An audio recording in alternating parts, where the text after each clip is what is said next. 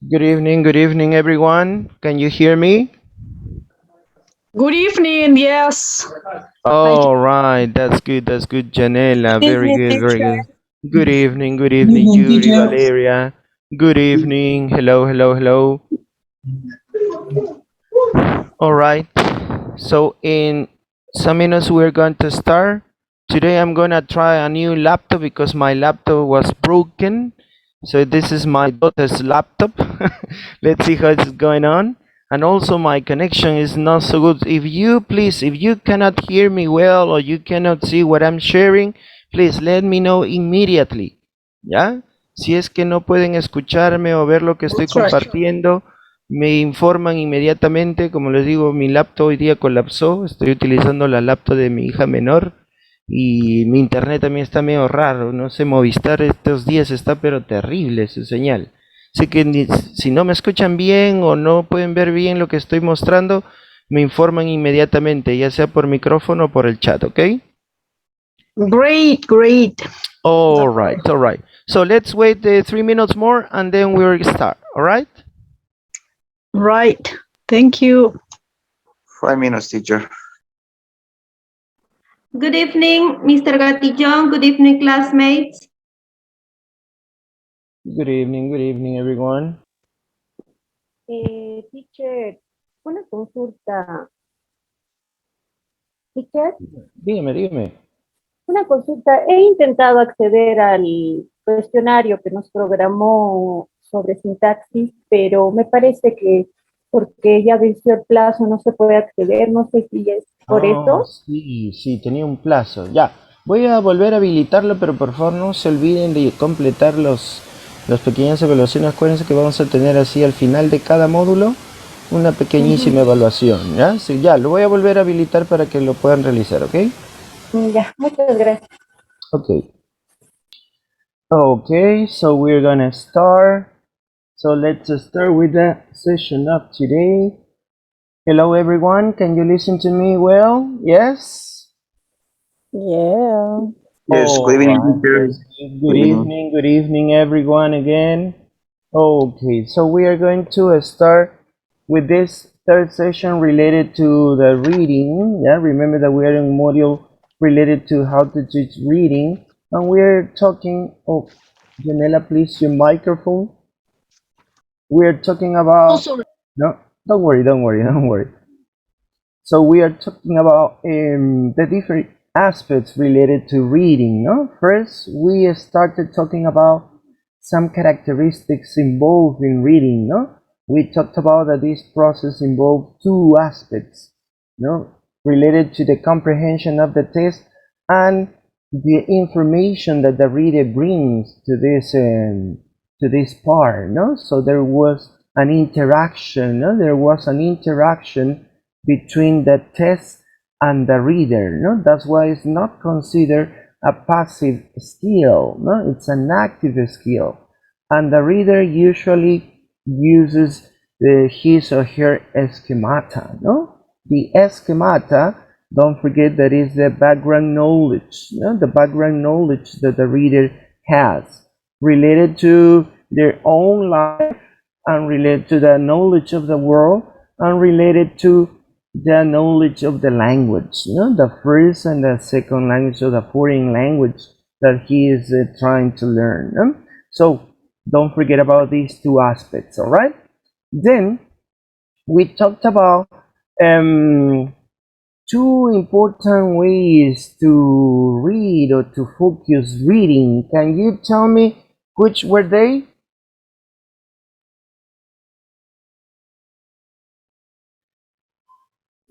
Extensive and intensive reading.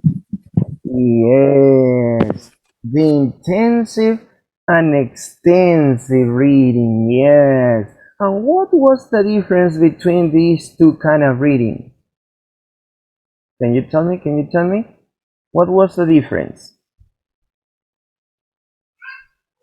No, no, nobody, nobody. What was the No, difference between? normally, the extensive reading is very little. No, sorry, the intensive reading is very little, it's hard. The teacher select the textbook is used in the class, and the extensive reading, the student can select the textbook, is easy, is normally used in the class, in the home. Yeah, so here you have these aspects. No? In order to make a review about this point, we are going to look again the table that we completed. No? At the end of the class, at the end of the session, we completed this table between the differences and intensive and extensive reading. No? So, for example, the purpose. Why? Why do we read in the intensive one? Why? What is the focus in intensive reading? Language. Aha, yes, the language. Remember, the language, because you're going to read in detail, analyzing the aspects of the language. Now, this is the intensive reading. And the extensive reading,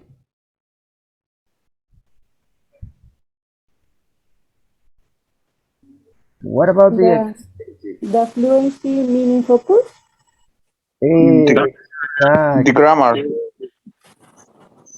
Yeah, and the extensive one is the grammar or intensive, Abraham?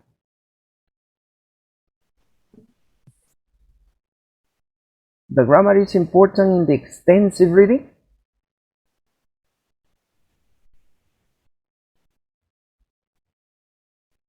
Extensive.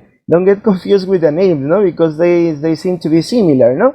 Intensive, extensive. Sometimes we get confused. Remember, intensive, intensive is focused on the language. And as Abraham says, when we talk about the language, it means that we are going to analyze the grammar, the graphemes, no? We're going to analyze the words, sentences, no? So the paragraphs. So this is the intensive reading, intensive. But the extensive, remember, extensive, it doesn't matter the grammar, it doesn't matter if you know all the words. No, remember in extensive, it doesn't matter if you don't know some words. It's not important. Because here the most important is the fluency, that you read fluently. Alright? Not because when you read something, if you don't know the words, maybe you stop. No, I don't know this word, I don't know this word, I don't know this word. So your reading is not fluent. But in extensive, it's not important here the meaning of words or the grammar, some as to the grammar. No. Here the most important is the fluency. Alright, notice the difference in the focus. No? Why you read. In intensive, the focus is the language, the analysis of the language. In the extensive, no, the focus is in the fluency, meaning, so you don't stop. You don't stop. If you don't know the word, you don't stop to look up the word in a dictionary. No, you just continue reading because you want to get the general idea, the main message, and you read it because you like it. All right? Yeah, don't forget about it. Don't forget about it. Oh, Ruth, do you want to say something, Ruth? Yes? Ruth? Oh, the microphone, Ruth. Yes, it is clear, teacher. Thank you. Okay. Yeah. All right, Janela. Thank you. The amount. What about the amount?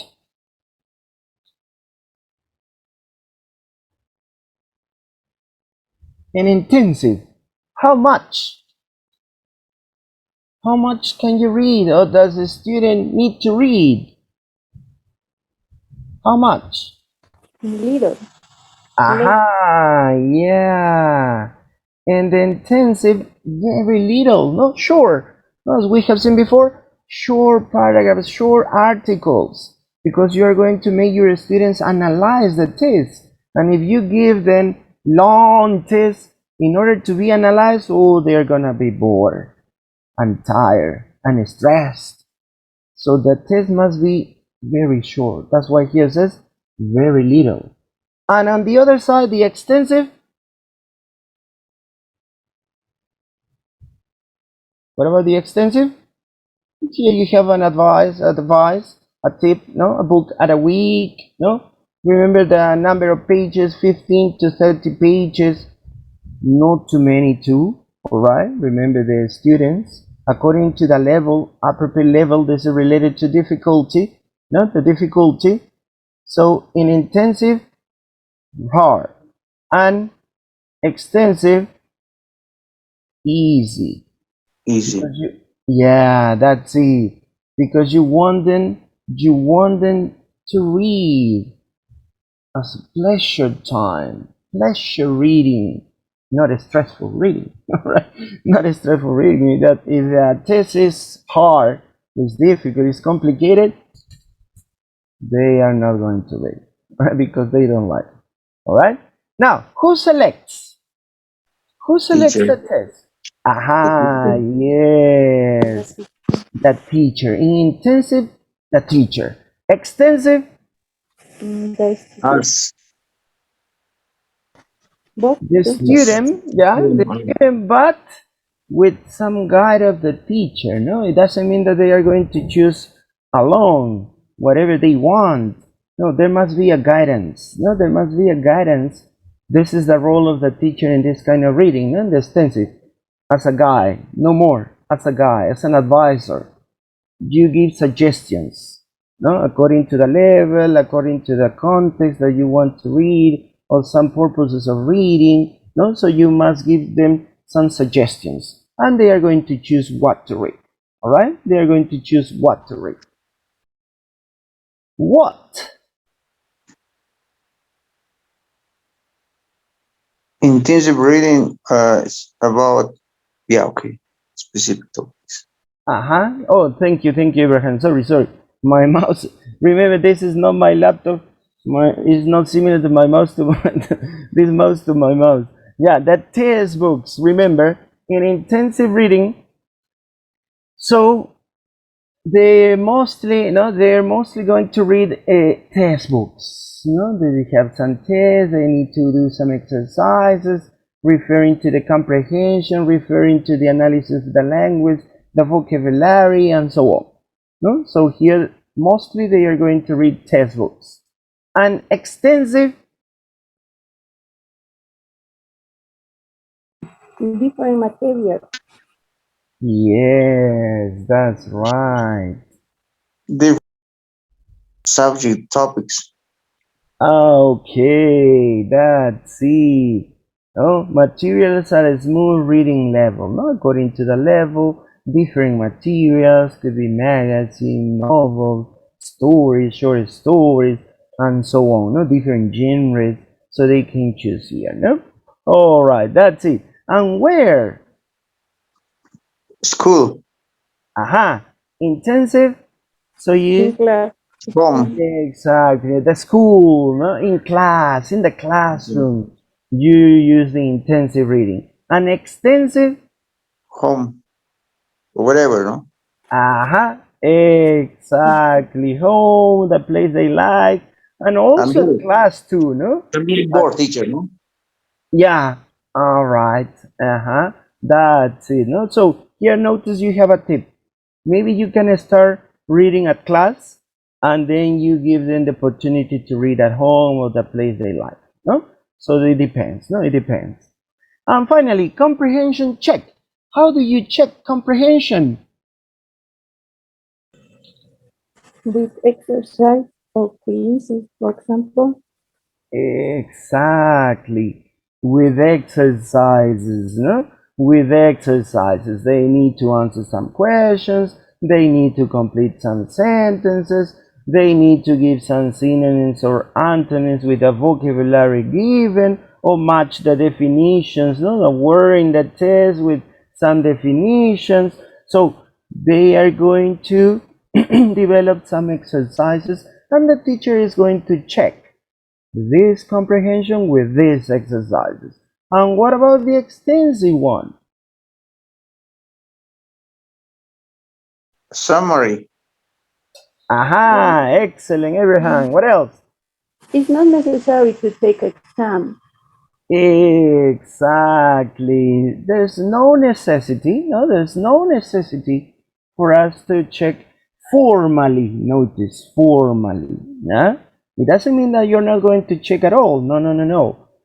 You're not going to check formally using tests or quizzes as exercises. No. As Abraham says, you can give them the opportunity to talk about the book, to give a short summary about the book, to give their opinions about the book, and you can check here the comprehension, but it's not in a formal way, right?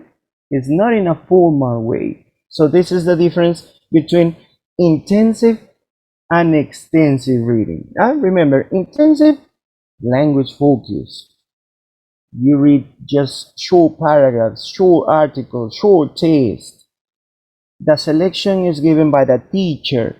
You usually read, the students usually read test books, and you do the reading in the class using exercises to check comprehension. On the other side, the extensive here is more focused on reading for pleasure. All right, the focus on the extensive is reading for pleasure, to get your students involved in the process of reading. This is the main purpose of this kind of reading. It's not important the analysis of the language. So the test must be according to the level that is the likes of students. And they can read everywhere, right?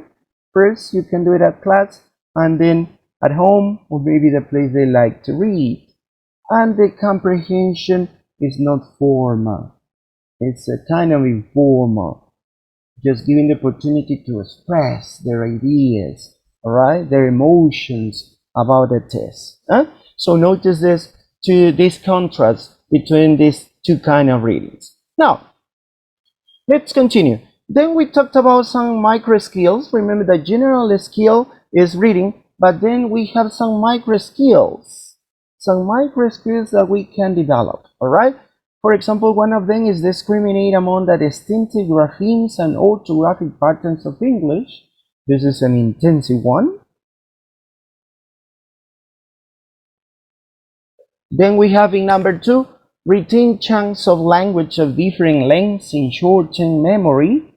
Notice chunks, don't forget it's a group of words. Retain chunks of language of different lengths in short-term memory. The third micro skill is process writing at an efficient rate of speed to suit the purpose. Recognize a code of words and interpret word order patterns and their significance. And notice all the micro skills or sub skills that is involved in reading. We have more. Recognize grammatical word classes, systems, patterns, rules, and elliptical forms. So they need to recognize the grammar, all right? This is more in an intensive reading. Recognize that a particular meaning may be expressed in different grammatical forms. This is very important. You can use different structures, different grammatical structures to give a particular meaning, all right? Recognize cohesive devices in written discourse and their role in signaling the relationship between and among clauses. No, we were talking about this word before, clauses. Teacher, Yeah, excuse me. tell me, Abraham. Could you go back, teacher? Yes, I want Oh yeah, to take note, tell me. please. All right. Yeah, tell me. What's your question? Could you go back, teacher? Number 1, 2, 3. Excuse me. Sorry. Oh, what happened? No, you couldn't see it? You couldn't hear No, I me? want to take note. Yes, I want to take note. To take notes. Yeah, but don't worry. I'm gonna give you these slides. But yeah, if you want, you can take notes. You can take notes if you want. Okay. But Thanks. then I'm gonna give you the slides. Don't worry about it. Yeah. So remember, discriminate, retain, process, recognize. So here you have the 4. In number 5, recognize grammatical word classes, system, patterns, rules. In number 6, that you could use, no, they they need to recognize particular meanings expressed in different grammatical forms. In number 7, recognize cohesive devices in written discourse and their role in signaling the relationship between and among clauses.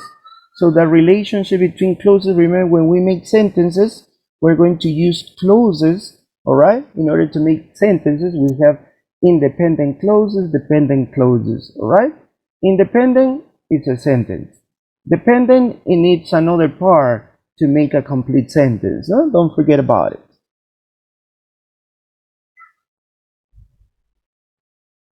Then we have in number 8, recognize the rhetorical forms of written discourse and their significance for interpretation. Yeah, different purposes of communication. This is the rhetorical forms.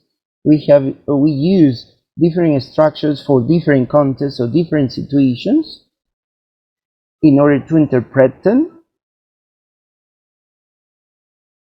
In number 9, recognize the communicative functions of written text according to form and purpose. This is very important. We as teachers, we must give our students a purpose for reading. Today we are going to read something to find a specific information, or we are going to read in detail, or we are going to read, sorry, my little kid was here playing, trying to play here. All right, yeah, so here, don't forget to recognize the communicative functions of written text, and the form and purpose, what type of text it is. It is a letter, a note, a message, an email, and many different kinds of tests, many different types of tests. Infer context that is not explicit by using background knowledge. Infer, this is another sub-skill, very important sub-skill in reading. They need to infer, not just to recognize explicit information. They need to recognize also the implicit one using the background knowledge or schemata. No, remember the background knowledge is called the schemata.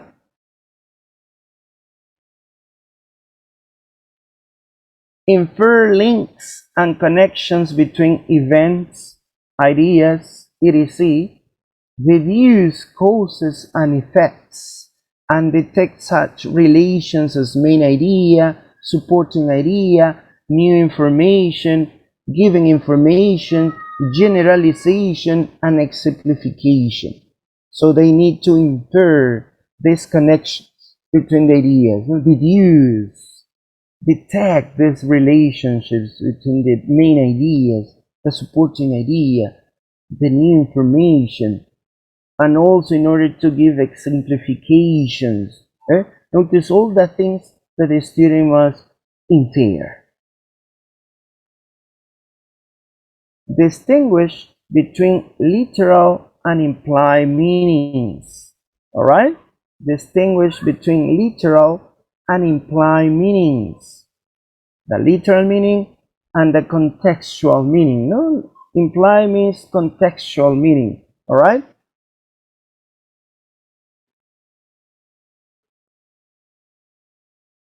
Detect culturally specific references and interpret them in a context of the appropriate cultural schemata.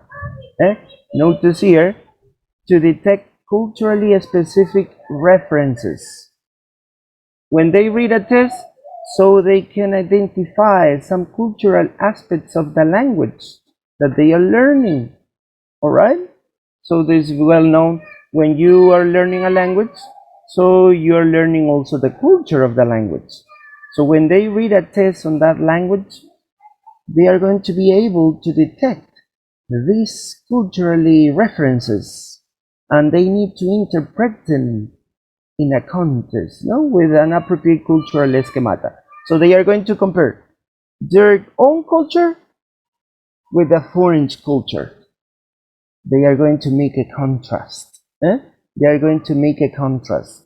That's why this process of reading is interactive. The information given in and the information that the students or the reader has. All right? So we have a contrast. No?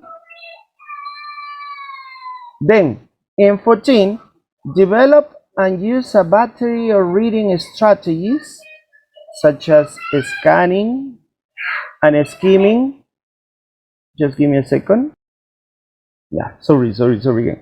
So here, 14, so they need to develop and use a battery of reading strategies such as scanning, skimming, detecting the discourse markers. For example, in the next slides, we're going to talk about the discourse markers, guessing the meaning of words from context, and activating schemata for the interpretation of text. So notice that we're going to use this sub-skill, no? Sub-skill or micro-skill in the process of reading.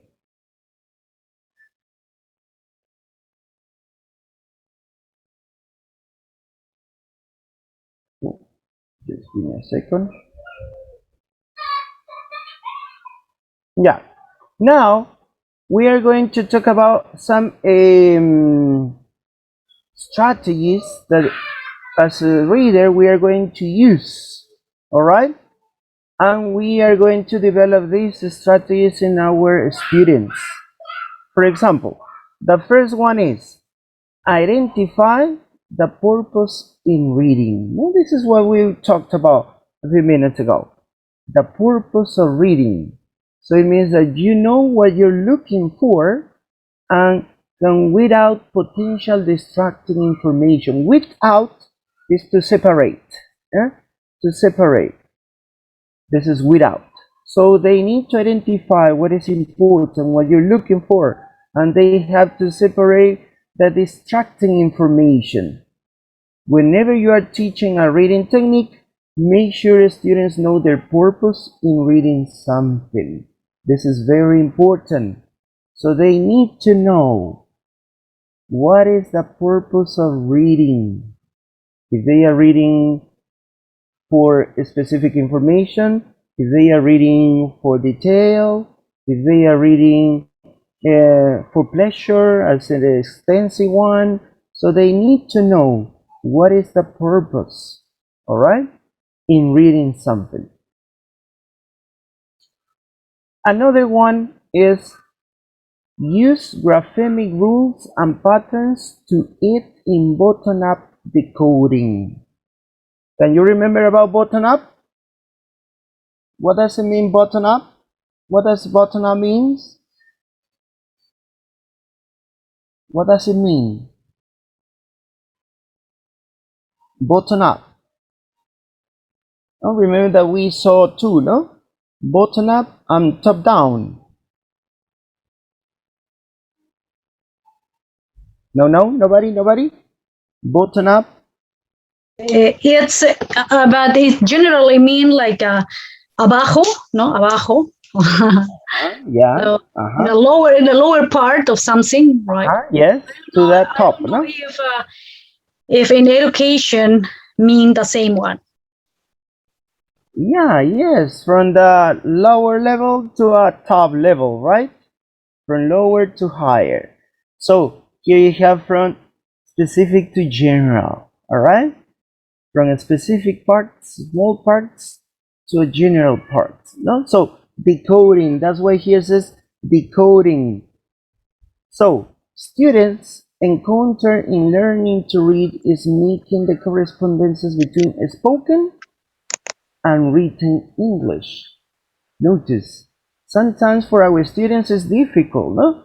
Because, oh teacher, yeah, I write in this way, but when I want to say it, it's different, all right? It's not the same what you say and what you write. Yeah, Abraham, do you want to say something? Yes, teacher. The same thing because I was mentioning about the top down and bottom up. The top down is like the main ideas, so the introduction of the reading, you know? Bottom up is like in the body or something, you know? Exactly, that's right. All right, so notice the second part here. They may need hints and explanations about certain English orthographic rules and peculiarities. No? There are some orthographic rules according to the pronunciation and according to the written test. No? So notice here this aspect. That's why here it says the graphemic rules and patterns to aid in the bottom-up decoding. Now, here you have two. Let's see more. So remember that these are strategies. These are strategies for reading comprehension. Strategies for reading comprehension. Let's see more. Use efficient silent reading techniques for relatively rapid comprehension. All right? So they are going to use, they need to use efficient silent reading techniques. So students need not to be speed readers, but you can help them increase efficiency by teaching a few silent reading rules. For example, here you have two of them. Try to visually perceive more than one word at a time, preferably phrases. This advice, for example, this advice I usually give to my students, no? Because some students, even in our own language, no, even in our own language, they usually read word by word. They read, try to visually perceive more. So they are reading word by word, one by one. So we must give them this advice. Try to read no word by word. Phrases. All right? Phrases. For example, when we talked about pronunciation courses or maybe phonetics and phonology, there is a special term that we call a speech unit. What is a speech unit? It's a group of words, no? A group of words that has one meaning, one idea, one message. And the rule says that you must read this speech unit in a connected way. You don't need to separate it. For example, let's see, this is a little phonology. In the first advice, try to visually perceive more than one word at a time, preferably phrases. Here we have two speech units. When we talk about a speech unit, it doesn't mean that it must be a complete sentence. No, no, no. A speech unit could be a word, could be a phrase, could be a clause, or could be a sentence. All right? Because when we say, yeah, speech unit, yeah, it's a group of words, yeah, but not always is this a group of words. It could be just one word, all right? But it has one idea, one message. For example, in this sentence, the first advice, no, we have two speech units. So it means the first speech unit that, for example, we have here a help because we have a punctuation mark, that is the comma. Yeah, from try to time, you have to read it in a connected way. Be careful on this, because when you say, no, you have to read it fast. No, I try not to use fast, read fast. No, try to tell them, try to read connected. Not fast, because when they're fast, but no, teacher, I don't read so well. Oh, no, for me it's so complicated to read more than one word. No, try not to use the word fast. Try to use the word connected. Try to tell them that they don't need to separate words. Notice that we are not talking about here reading aloud. This is reading silently. So, try to visually perceive more than one word at a time. I'm not reading it fast, no? It's in a normal speed, but connected. This is a speech unit. And then we have a second speech unit, preferably phrases. We have a small pause because we have a comma, all right? So when they read silently, they have to do the same. Is this technique not just for reading aloud? No, when they read silently too. So in that way, they can increase efficiency. All right? Another, unless a word is absolutely crucial to global understanding, skip over it and try to infer its meaning from its context. This is another point. If the word is not so important to understand the general idea, so you can continue reading, no? Like in extensive one, no? So you can continue reading and you can guess, you can infer the meaning according to the context. So you must give these techniques, no? These techniques when they make a silent reading, so they can increase their efficiency in reading and they can understand better. All right?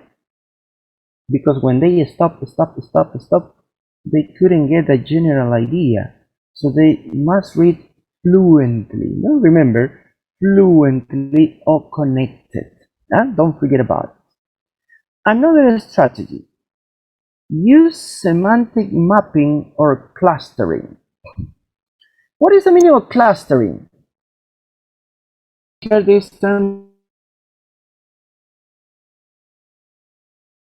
organized way, so you can showing or you can meeting to use semantic map or clustering. So they are going to group, they are going to group some ideas or words that are related to a meaning, no? or to one idea. Making such semantic maps can be done individually, but they make for a productive group work technique as the students collectively use order and hierarchy to a passage. So you can use this technique individually or in groups. No? It's preferable to use this technique, this strategy in groups to make your classroom more interactive. No? Your students interact each other. Not to make them to read just by themselves, no, each one. No, try to make a group of students interact by inducing order, by giving hierarchy to some passages of the text so they can work together. No, they can work together, no just by themselves. All right? So try to do this. Try to do this.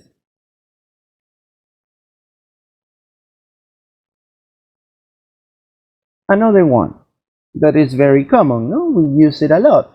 Scheme. Scheme the test for main ideas.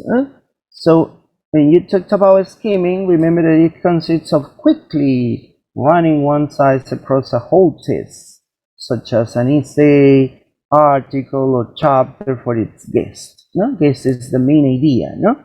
Reading for guest, similar to say skimming. Yeah? Reading for guest, or the main idea. So they need to read quickly to get the main idea, the general idea. Read quickly. Skimming gives readers the advantage of being able to predict the purpose of the passage, the main topic or message, and possibly some of developing or supporting ideas. No? So this is the importance of skimming. No? So they can predict, they can deduce, they can infer the purpose of the passage, the purpose of the main topic, the message, and also give some supporting ideas. The other one that is also well known is scan. Scan the text for specific information. Notice the difference. Both are quick reading. Yeah, both. But purpose is different. One is to get the general idea, and the second one is for specific information. Quickly, remember, quickly, both are quick reading, quickly searching for some particular piece or pieces of information in a text. The purpose of scanning is to extract specific information without reading through the whole text. They don't need to read the whole text. just to look the specific information. Oh yeah, I want this information, I want this information, I want this information. That's it. So they don't need, they don't need to read the whole test. That's why it's a quick reading. Remember, both are quick readings. One, the first one, skimming, to get the main idea, the general idea. The second, to get some specific information. Yeah, but both are referring to quick reading. All right. Look at here one example. Oh, sorry. Can you watch my picture? Yes. Yes. Oh my God. Yes, teacher. Yes. Okay. Because I receive a sign that it says my signal is unstable. Yeah. All right. Yeah. Everyone can see it. Yes. Right. Yep. Okay. Yeah. So notice here. Here you have an article from a news. No, this is a newspaper. Skimming and scanning the news. We read in different ways. You don't always need to read every word. Sometimes you leave bits out. No, bits are small parts. No, small parts are left out. No, so you can skim to find out what it's all about. Headings and pictures can help you do this. So this is the most usual technique that we use, no? Using the title, using the pictures, so they can get a main idea or the idea of the topic of the test. No? So they are skimming. This is a skimming. They don't need to read the whole test. Even this test is short, no? But they don't need to read the whole test. A quick reading, yeah. Read the title, look at the picture, yeah. And you can deduce, no, predict what the topic is about. This is skimming. Scan, or you can scan. Oh, Valeria? Okay. Sorry, teacher. Oh, don't worry. Sorry. Don't worry. Or you can scan to look for important information. Look for keywords. Keywords or numbers to help you do this. No, here you have, for example, in a circle, red 100 animals, unusual rescues. So you're identifying some keywords, some specific information to help you understand the test. Notice, these are the skimming and scanning. All right? Skimming and scanning are both quick reading. Remember, quick reading. One, to get the main idea. The second one, to get some specific information. All right? Yes? Is it clear?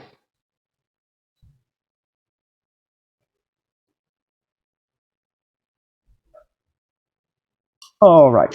Okay. Yeah, let's continue. Let's continue talking about strategies. The other one is also another that we use the most. No? Guess when you aren't certain. So learners can use guessing to their advantage to guess the meaning of a word, a grammatical relationship, a discourse relationship, a cultural reference, or content messages. So they are going to guess when they are not certain about something, and not just words. Notice, sometimes we say, yeah, they have to guess the meaning of the word, but not just words. They can guess also grammatical relationships. Ah, teacher, yes, I read in some of the phrases, sentences, yeah, he uses, no? He wears a uniform. Oh, yeah, when it's he, so you are the S, but when you just say I wear, no S. So notice, they are guessing. You're not telling the grammar rule. No, they're reading and they are guessing. Oh, yeah, all right. So they are using, okay? At the school relationship, also cultural reference or content messages. Another one, this is an intensive one, analyze vocabulary. So there are several techniques that we could use here. One of them is look for prefixes that may give clues. Look for suffixes that may indicate what part of the speech it is. Look for grammatical context that may signal information. Look at the semantic context or topic for clues.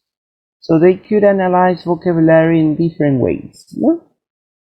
For example, it's also known that when we make adverbs, we use the suffix "ly."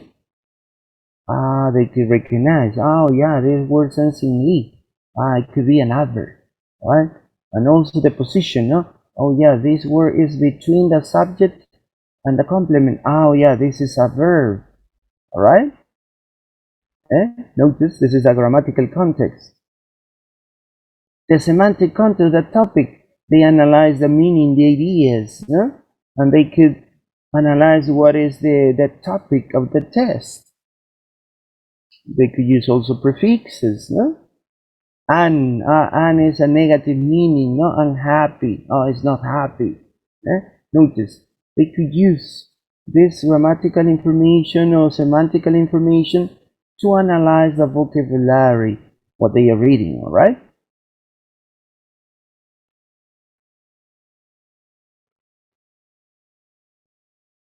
Distinguish between literal and implied meanings. So the fact that not all language can be interpreted appropriately by attending to its literal, syntactic surface, structure makes special demands on readers. No? Not all what they are going to read are going to have a literal meaning. No? That's why here it says syntactic surface. No? Because you're going to analyze the words, the syntax of words, and you can get a meaning. This is the syntactic surface or literal meaning. Implied meaning usually has to be derived from processing pragmatic information. What is pragmatics? Can you remember about this term, or have you heard this term before? Pragmatics. You're referring to the practice? Excellent. That's it, the praxis, no? Praxis or practice. So pragmatic information is the contextual information, the purposes of communication. No? We have different purposes of communication, different contexts. So the meaning is going to be according to this different context. All right? They are not going to have just one literal meaning. They could have different contexts. According to the context, you can give a meaning to an expression. Here, for example, we know these idiomatic expressions. No? For example, when you say, it's raining cats and dogs, what does it mean? Oh, teacher, raining cats and dogs? It's impossible. They are animals, no? It's impossible. This is a literal meaning, right? But here you don't apply a literal meaning. So what is the meaning here? It's raining cats and dogs. Relying really hard. It's raining. Yes, exactly. No, there's a heavy rain. No, there's a heavy rain. Notice, this is the pragmatic because you use these idioms in different contexts in real life. All right? When you say I'm broken, it doesn't mean that you're broken in two. No, it means that you don't have enough money. All right? You don't have money at all. So notice. You have this information, pragmatic information, all right?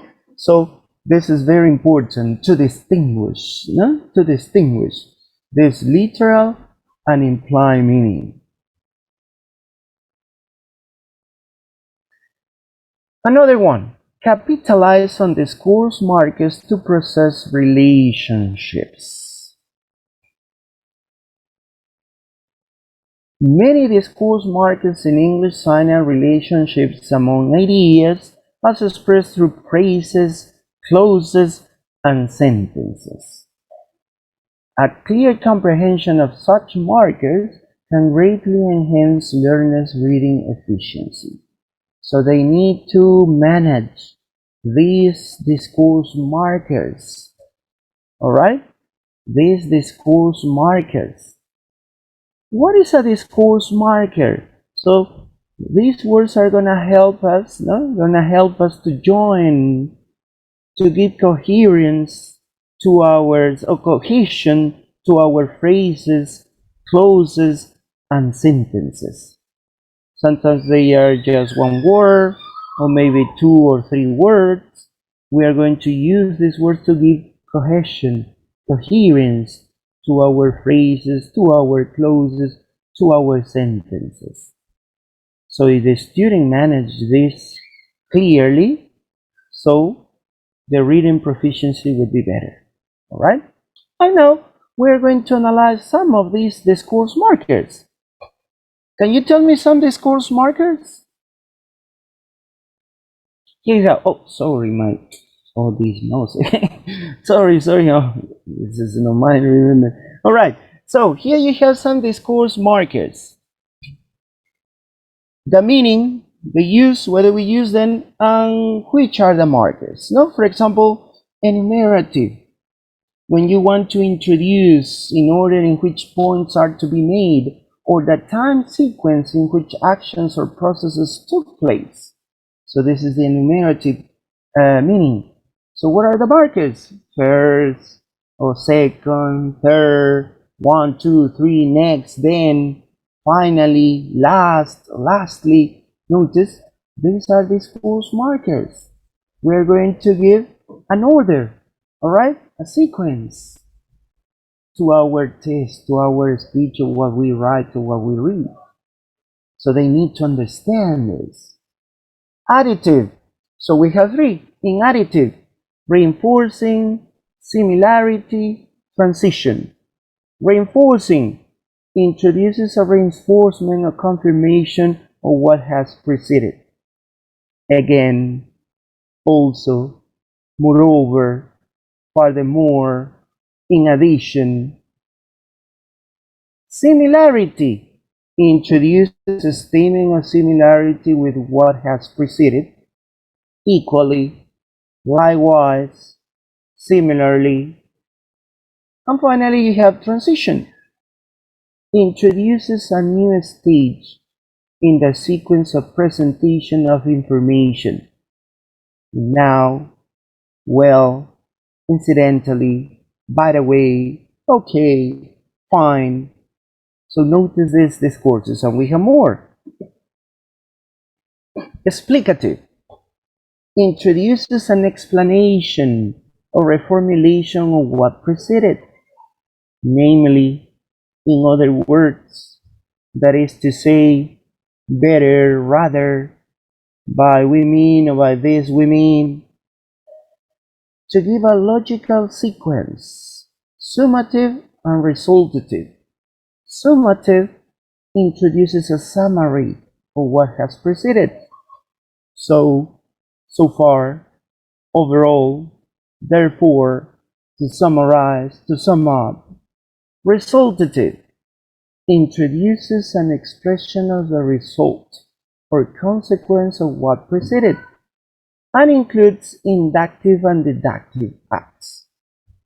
So again, as a result, hence, consequently, now, therefore, in consequence.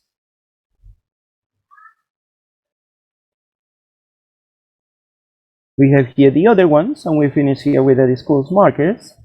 Illustrative introduces an illustration or example of what preceded. For example, for instance, contrastive. We have three again: replacive, antithetic, concessive. Replacive introduces an alternative to what preceded. Alternative, or again, but then, on the other hand. Antithetic introduces information in opposition to what preceded. Conversely, instead, then, on the contrary, on the other hand. And the last one, concessive, introduces information which is unexpected in view of what preceded. Anyway, anyhow, however, nevertheless, still, though, at the same time, all the same. So notice all the discourse markers that we could have. And as a reader, you must manage the uses and the meaning of each marker to give coherence and cohesion to your text. Now, this is important too. When we talked about writing, we're going to analyze these markers deeply, all right? Now, we are going to pass to another topic related to teaching reading specifically, no? Because we have seen all the aspects involved in reading, all right? What is reading? What is it involved? What types of reading? What processes do we use? What are the theories of reading? No, cognitive, metacognitive, interactive. So we have seen all of them.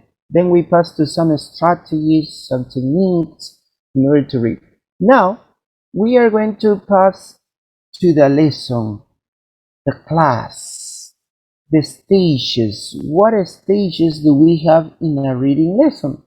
Let me tell you that these stages are shared for all the skills. And we are going to see it. Not just for reading, for all the skills. We have the first one, pre-reading. Then we have while reading. And finally we have post-reading. Right? So we have the three stages of a reading lesson. Pre-reading, while reading, post-reading. As I told you before, we manage these three stages for all the skills. Pre, while, and post. Let's see. Let's start with the first one. The pre-reading.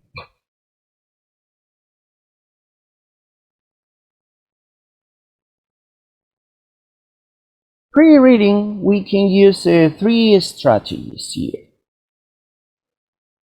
The first one, establishing a reading purpose. This is what we talked, no? To establish a reading purpose in the pre-reading stage. Activating and building background knowledge. Activating schemata, building schemata, the background knowledge. And previewing the test to build expectation. When we talked about establishing a reading purpose, so here the match, it means the match between the content of the test and the student's familiarity with the content. The teacher's purpose for having a student read a test and getting the reader to establish reasons for reading. So notice what is involved in these aspects, no? The connection, the match between the content of the test and the student's familiarity with that content. If they know about a topic, about a content of the test, how much do they know about it? All right? Then the teacher's purpose. What is the teacher's purpose for this reading? For having students read the test. And finally, to establish clearly the reason for reading. The second one, activating and building background knowledge. What is it involved? Enables the students to establish their own expectations about what information they will find in the test and the way that information will be organized. Notice here, the students, the readers in this case, are going to establish their own expectations. What do they expect about the test, about the information that they are going to read, and what they will find in the test, and how it will be organized? Notice this aspect, the expectation, it means what they will find in the test and how it will be organized. And the last aspect, previewing the test to build expectations. Here, an introduction helps the students to recall, to make something into your mind. This is recall, to bring that something into your mind. Recall any information that they may already know about the topic. Getting the students to start to think about the topic should increase their interest in the topic and thereby motivating to read the test. And finally, if the introduction activity is conducted in English, it will also review or introduce the relevant vocabulary for that topic. So they are going to preview the test, no? Preview the test. Why do you do that? To bring back some information, what they already know about a topic. Also to motivate, to motivate them to read the test.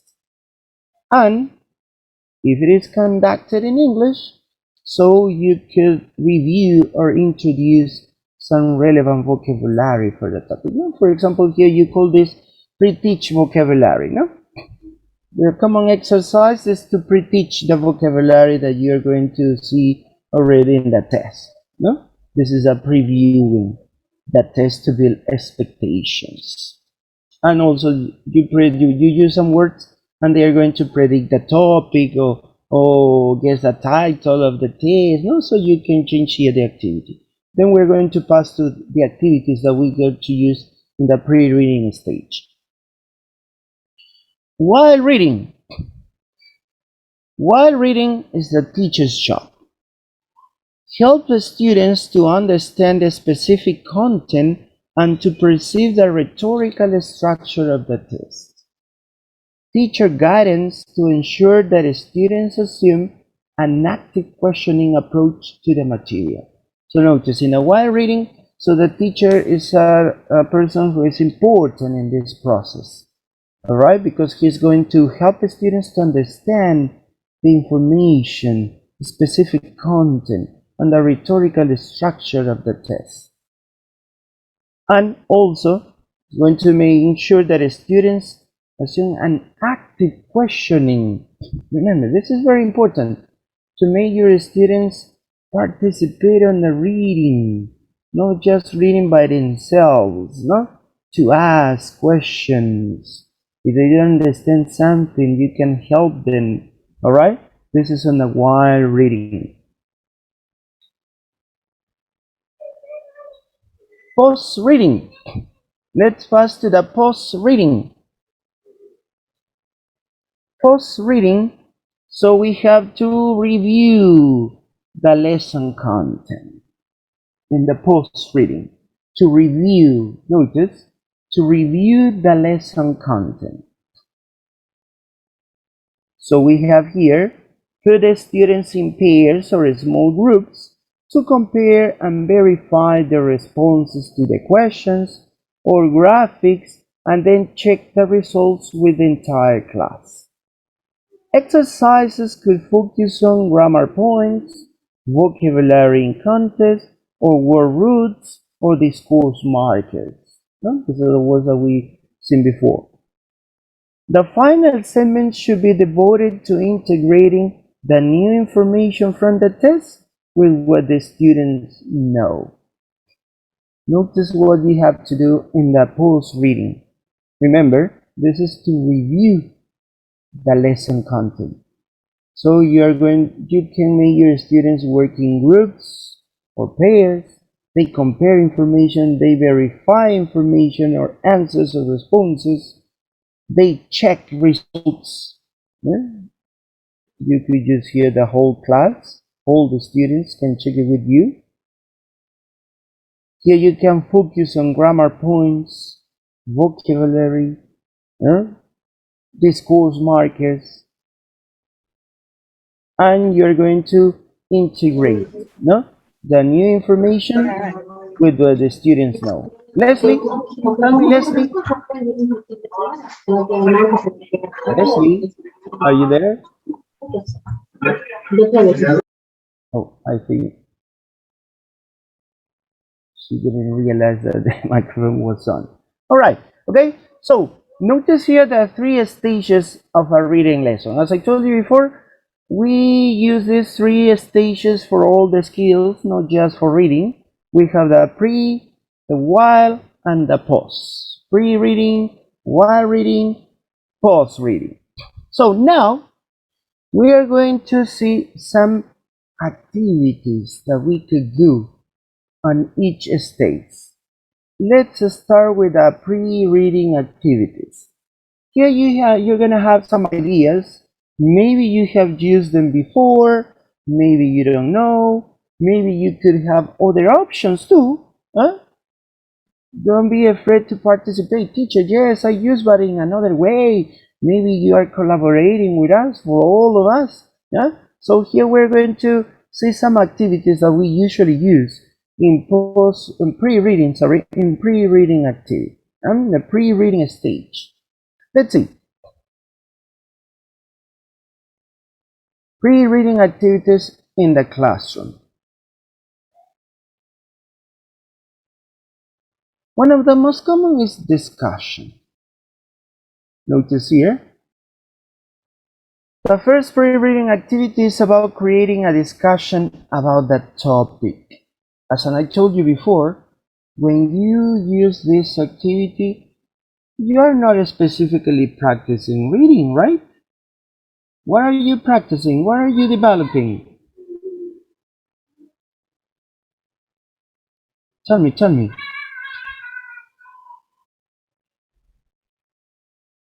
Are you practicing reading specifically in a discussion? Yeah? Yes. Can you hear me? Yes? Yes, teacher, we can hear you. Sorry. Right. Okay. So, my question is, and I told you before, when we say reading lesson, it doesn't mean that you're just going to practice the reading skill. No. No, we give them a reason why we are going to read this article or this or something, So Yeah. the reason why. Uh-huh. All right. That's it. So the purpose, no? The purpose of reading. But this activity discussion is practicing another skill, that is speaking. They are going to talk. But what are they going to talk? About that topic that they are going to read. Or maybe, for example, this is also used in the post-reading stage too, no? After reading the test, giving an answer, now you're going to discuss what is your opinion about the topic, if you agree or disagree, no? Something like that. So you could use it as a pre-reading activity or as a post-reading activity, right? So, yeah. The teacher, notice this is an idea. Maybe you have used it before, or maybe you have used it in another way.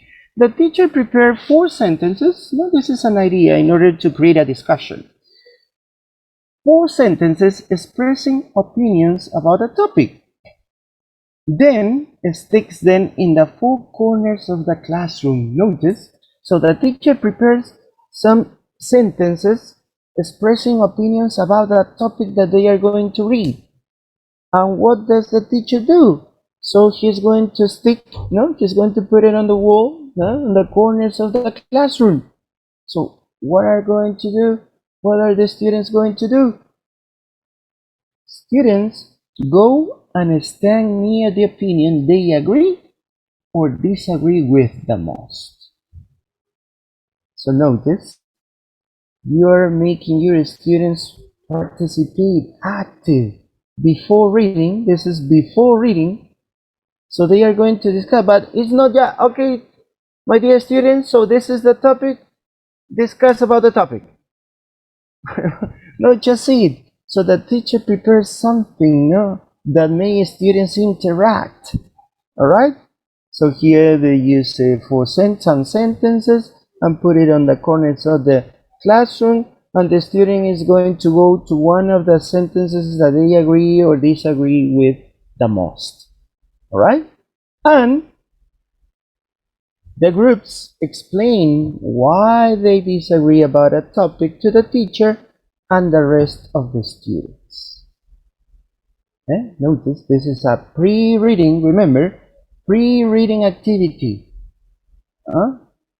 So here you are going to make your students activate the schemata, because they have to compare. Oh yeah, this is the information that I'm going to receive, but I think it's not okay or it's not correct, so I disagree. Or I think it's okay. Yes, I know, according to my point of view, this is okay. Notice their own information with the information that they are going to receive in the test. So they are using their schemata. All right? You're activating their schemata. And then they have to explain why they agree or disagree with these statements that they are going to say in that test. And notice this is a common technique in order to activate the schemata and to create interest, to create interest in that topic that they are going to read. Have you used it before? Yes? Have you used this activity, or maybe you have used it in another way? You could tell us. I used to do it, but not exactly like you are saying. So now in Zoom, I put in the presentation some image, okay, some pictures, and I ask them what we are going to say, according to the picture. And they try to guess, give some opinions about it, and they can do it in the chat or just in the microphone, So Exactly. Yeah. This is another way. This is another using picture to guess the meaning or the topic of the test. That's it, Janela. Anybody else? Anybody else about this activity? Have you used it before? Or maybe you use it but in another way? No, nobody?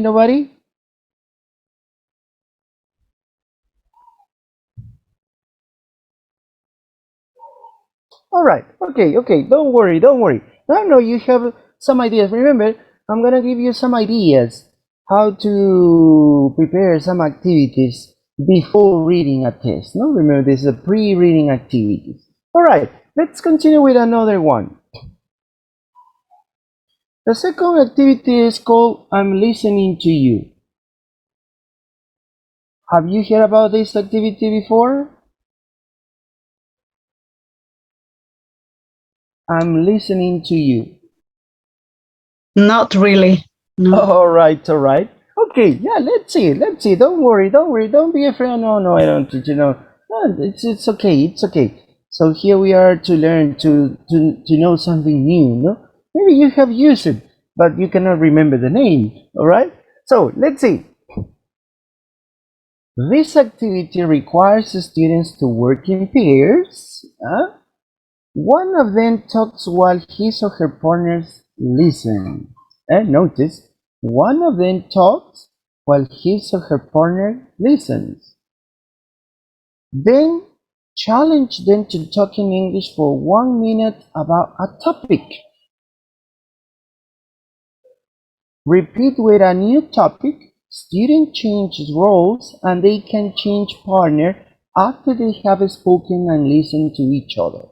So notice here, we are practicing again the speaking part, the speaking ability. So they are going to talk about the topic that they are going to read. The teacher says, yeah, today we're going to read something related to the environment, for example, or some problems that we have in the environment, or endangered species. All right?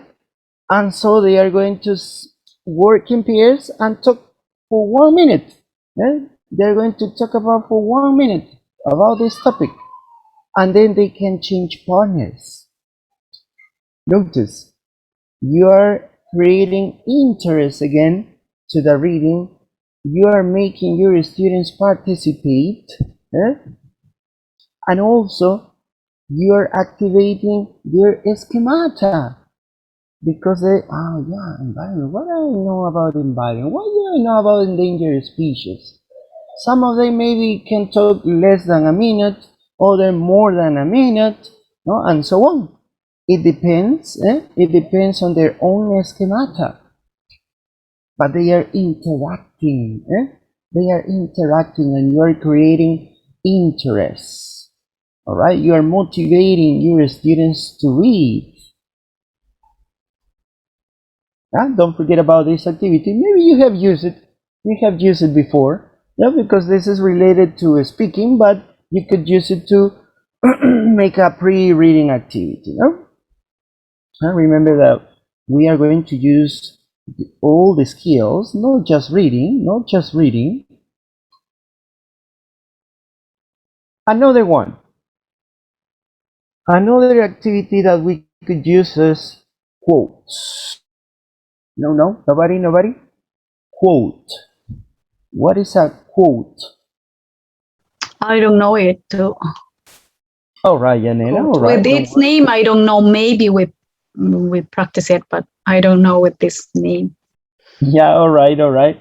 Yeah, this is the name of the activity, but it's not only the name of the activity. This is an important part. Quotes. Have you heard this word before? Quotes. No, nobody? A small parts of the text, the most important ideas, for example. Yeah, a kind of. You are close. Yes, a part of the article could be a little part of the article. Yeah. It's like quotes, small one. Yes. Yeah. That's it. This is the idea. But let me tell you first the general meaning of this word. Yeah, because here you are relating to the reading test, no? But the general meaning of these quotes, remember, a quote is a phrase or a sentence or a saying said by a famous person. This is quote is a general meaning. A phrase, a sentence, a saying said or told by a famous person. This is a quote. But if we emphasize on the reading, as you told me, quotes are some important parts that we could find in a text. Here says that you can choose quotes from great books. No, this is a web page. You can find it here, great books, and you can find a lot of books, famous saying or famous phrases said by famous people. So this is essentially a quote. Remember, a quote is a famous saying said by an important person or important people. All right? Don't forget it. So you can choose quotes from great books. Find a quotation about a topic that you are going to cover and tell students to make groups of 3 and discuss the quotes you chose in advance. Quotations. Remember, a quote or quotations are the famous phrases or sayings said by important people. Most of the time, writers, scientists, politicians, they say something, and this is very important, an important phrase, an important saying. These are quotations. So you can look for some quotations that are related to your topic, and you make your students discuss about these quotes. Remember that these quotes must be related to the topic that they are going to read. All right, no any quotes that you want. No. Quotes that are related to the topic they are going to read. All right, and you make your students discuss about a quote. So this is another activity that you could use. Students, think about and answer questions like this. What does it mean? Do they agree with it? Why or why not? Right? So here you have it. Excuse me, teacher. It could be two reflection phrases. a Yeah. kind of reflection All right. process, Uh-huh. and we can ask them if they are or they agree with this or not, or something like Uh-huh. that. It could be too. Exactly. Yes, yes, yes. You are right. You are right. Okay. So this is very important. Some phrases to reflect. No, they are going to answer these questions. They are going to discuss about that topic that they are going to read. Remember, this is before reading. Before reading, right? So don't forget about this. Quotes, using quotations. Let's see another one. Guessing. This is what Janela said. No, guessing from words. Before students look at a test, they are going to read. The teacher writes 5 or 6 words from the test on the board and asks the students to guess that topic. Now, this is a very common activity that we usually do. No, students brainstorm ideas and then the teacher confirms how close or far they were. This is very common. No? I know that you used a lot. No? Using words, Janela use pictures. No? They need to guess. No? They are going to guess what the topic is about, and they are going to use this common technique to brainstorming. They are going to brainstorm ideas, and the teacher is going to confirm how close or how far they were. No? Related to the topic.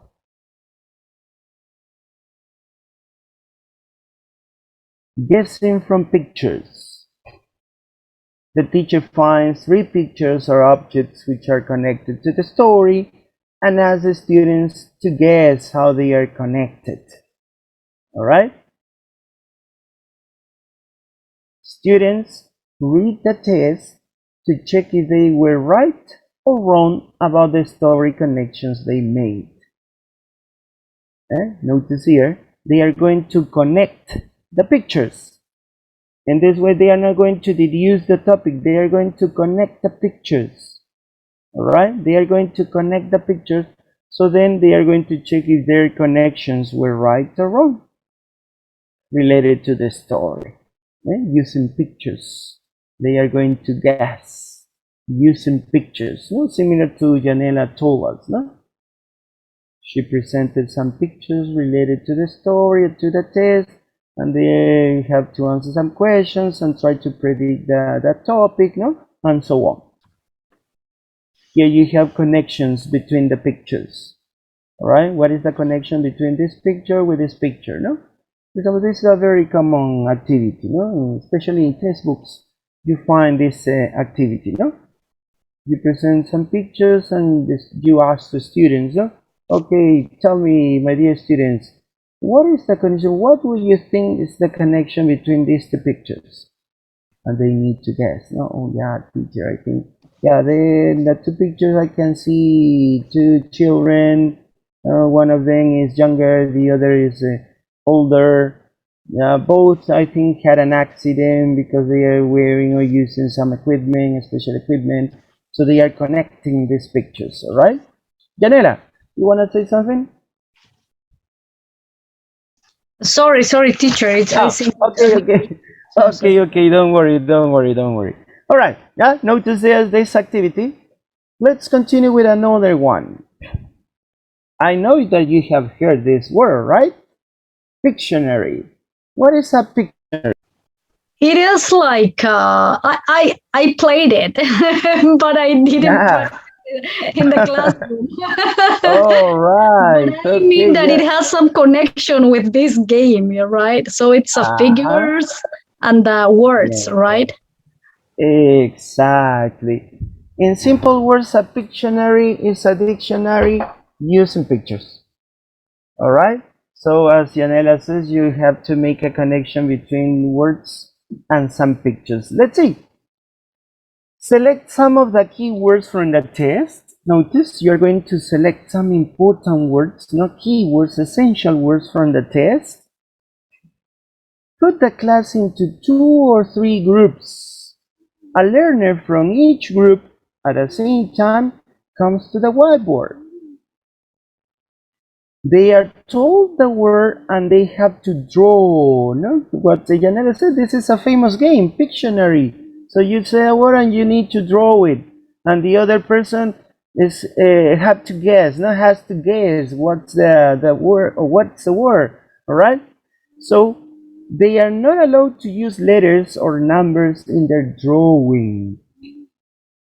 The other students try to guess what the word and earn points for their team. It's a game. If you're using a textbook, sometimes the book gives you the words, so you don't need to choose or select. So you can use these words. And you separate the class in groups, all right? One of them say the word, and the other draw it, and they need to guess. No, they need to guess. They don't use letters or numbers, just drawings. And they guess what the word is, all right? So here you're creating motivation. You're motivating your students, right? They are interacting. Yes? So you're making your reading lesson more active, right? With this pre-reading activities using this famous game, no Pictionary. Janela says that she played. Have you ever played Pictionary, or have you ever used Pictionary before? No, no, no. I advise you to do it. No? For example, I usually do this in class, but like more like a charade game, right? Then we're going to talk about it. Another one, guessing from sentences. The teacher dictates 3 sentences from the passage. Students write them down and check with a friend. The sentences go on the board if necessary as a final check. Then the teacher asks how these sentences might be connected. What is the test about? Students predict, then read the test quickly to check their predictions. Okay, notice now the teacher is going to use dictation. The teacher is going to dictate sentences from the passage, from the text. And they are going to write it down, then they are going to check if the sentences were okay, were good. And then the teacher asks, what is the connection between among the sentences and what is the test about? So they are going to predict. And then the students are going to skim the test. No? They are going to skim the test to check their predictions. No? So read quickly to get a general idea if the sentences were okay, were connected okay. So they are going to skim the test. Notice, this is another one. Using dictation, no? You're going to dictate your student sentences, and with these sentences they are going to predict what the test is about. Another one. Another activity. How many words do you know? This is the name of the activity. How many words do you know? The teacher writes the letters of the alphabet in 3 or 4 columns. The students form 2 lines standing behind each other. The teacher gives a topic to the class. 2 students move to the board and write one word related to the topic on the board next to the letter it begins with. Then pass the marker to the next student in their team and go to the back of the queue. No, the line. No, queue is the line. The 2 teams compete to write as many words as possible on the board in 3 minutes. The team with the largest number of appropriate and correctly spelled answers wins. Again, this is another game, a competition game. It's like this famous game, similar, not similar to call to the Tutti Frutti, not similar. All right. So you write the alphabet or some letters of the alphabet, 3-4 columns. So you divide the class in groups. You make a line or a queue, no? One of them goes, you say the topic. Yeah, that topic is related to endangered species, the same. Yeah, write as many words you can, and the word must start with one of these letters. So they start writing, no? Moving, competing. You're creating interaction and motivating your students to read. Notice this is very important. And also activating their schemata. Oh, words in English, remember, words in English related to the topic. That's why the title of the game, no? How many words do you know? Do you know something about this topic or not? So here you have the opportunity to check their schemata, no? Activate and check their schemata. How much do they know about the topic? But like a game, like a game, no just asking, no? Oh, do you know something about this? Do you know something about this? What do you think? No, this is asking. But here is just like a contest, no? Like a competition. So you're going to check how much do they know about the topic.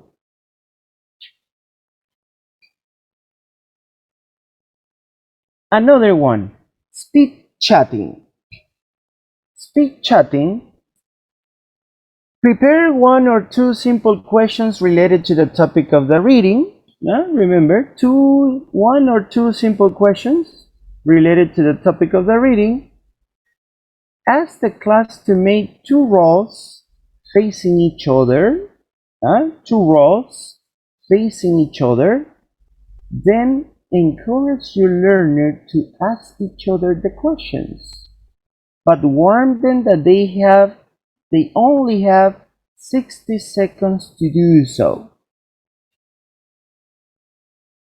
Once the seconds are up, one of the rows rotates so each learner has a new partner. Repeat the process several times. Right? So notice here, this is a speed chatting, no? Speed chatting. So they are going to talk each other, no? You make 2 rows, no? 2 rows. They're going to talk each other in 60 seconds, and they are going to change. They are going to rotate. So they are going to have new information, because every student has their own information about the topic. Again, you're activating their schemata, you're making your students remotivated, no? Before reading, and also you're practicing the other skill, that is speaking. Let's continue. The other one, videos. This is another activity that is very common too. There is so much good free content available these days, so you have a lot of videos, huge quantity of videos online. First, find a short video relating to the topic of the reading. Short video, 2 minutes, mostly 3 minutes, 1, 2, 3 minutes, no more. 5, 6, 7, no, too long, very short. Would suggest something around 3 minutes long, as I told you. After watching the video yourself, prepare some simple discussion questions. Play the video and then ask the students to talk with a partner about what they watched. Also, you use it to discuss. You use the video to discuss or to answer some questions about a topic that they are going to read. Alright? So you can have a lot of videos. Nowadays there are a lot of platforms, online platforms, that you can find videos. YouTube is one of the most used. Then you have Vimeo. There are a lot. So you choose a very short video, very short, 3 minutes, no more. 1, 2, 3 minutes, no more. Because you took too long, they are going to be distracted. Alright? So the focus here, the purpose here is to be focused on the topic that they are going to read. Let's pass to another one that is very common too. Brainstorming. The teacher gives the title of the reading to the learner, and students have to share all their knowledge about the topic. The goal of this activity is to help learners create expectations about what they are about to read, and then see if their expectations were met. To check, to contrast. For example, if you have to teach about the influence of social media on teenagers, students can take turns and talk about a topic as they read. They can confirm it if they study they read and confirm their expectations.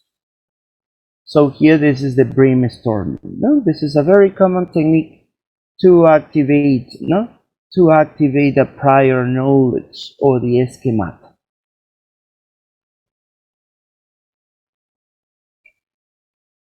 Another one, true or false. Let's take the example of the influence of social media on teenagers again. This topic, the influence of social media on teenagers. So you can come to the classroom and read a few statements and ask them if they think those statements are true or false.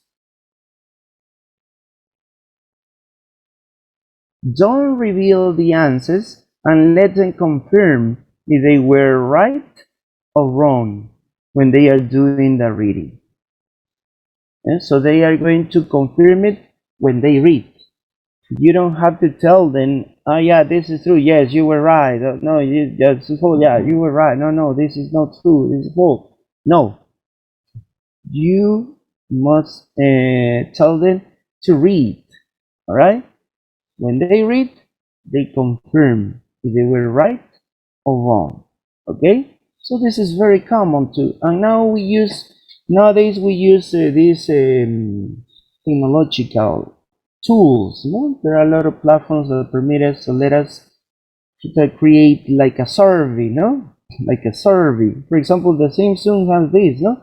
To create survey in the Zoom, and you can check your students are going to tell true, false. How many students answered true? How many students answered false? We have also other platforms, like Mentimeter. I don't know if you have heard about this, Mentimeter.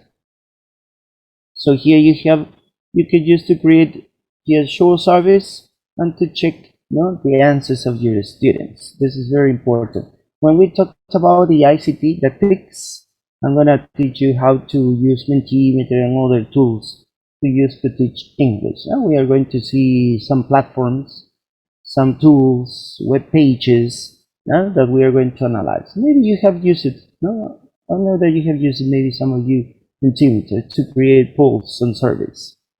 Or you could use it before reading. All right, before reading. Another one, introducing vocabulary. In the context of an ESL classroom, it will always be important to introduce key vocabulary so students don't get discouraged by unknown words while they read.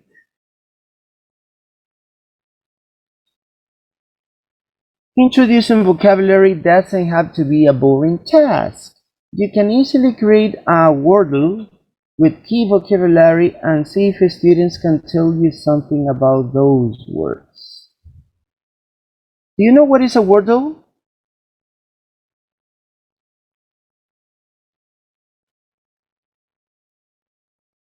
No, nobody? Could you repeat, please? Wordle. No, Wordle, no. No, nobody?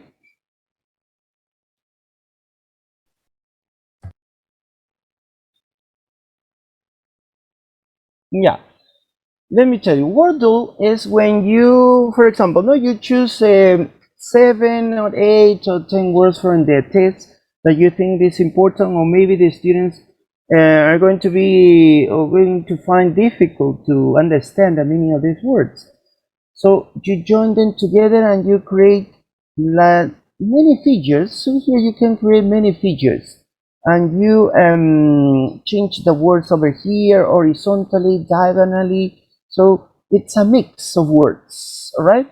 it's a mix of words. Let me see. Let me show you here. Just give me a second. And also there is a web page to create it. Here, just give me a second. Here I have a picture of it.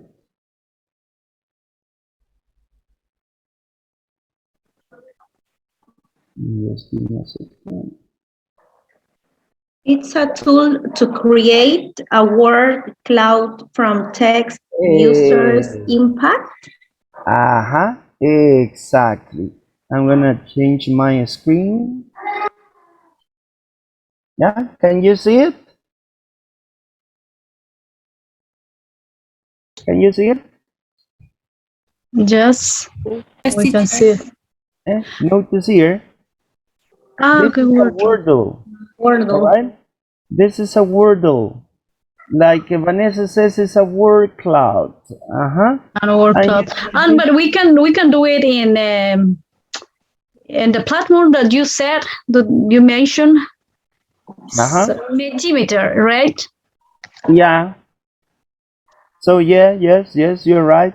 So notice, with some words that you choose from the test, you present it like a Wordle, and they need to guess, the meaning of the words. You can check out the meaning of the words with your students. If they don't know, they could find difficult to understand. So you can use this tool. Notice, this is an interesting tool. You use some features, like a butterfly, like a fish, and so on. You can create a lot of features with this. All right. So this is a Wordle. All right. Yeah. Wordle. Okay. So don't forget about it. This is a Wordle. Oh, what's going on? Just give me a second. I don't know what happened. Just give me a second, please. Yeah. Can you see what I'm sharing?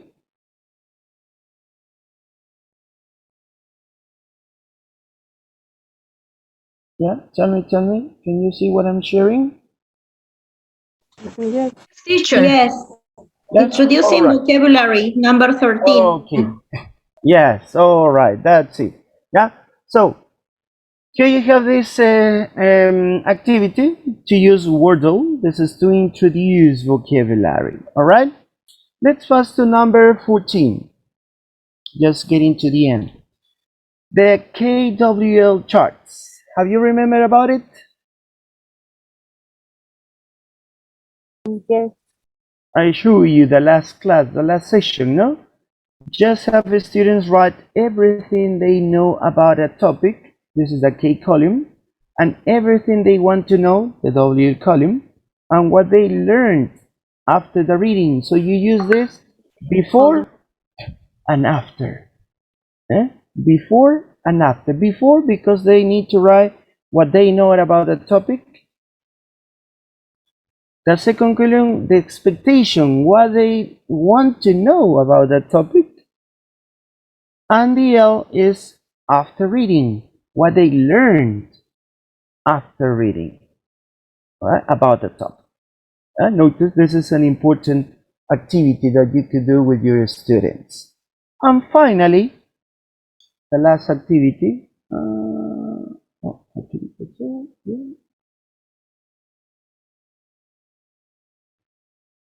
Yeah, I think this is similar to what we saw before, no? Quotations.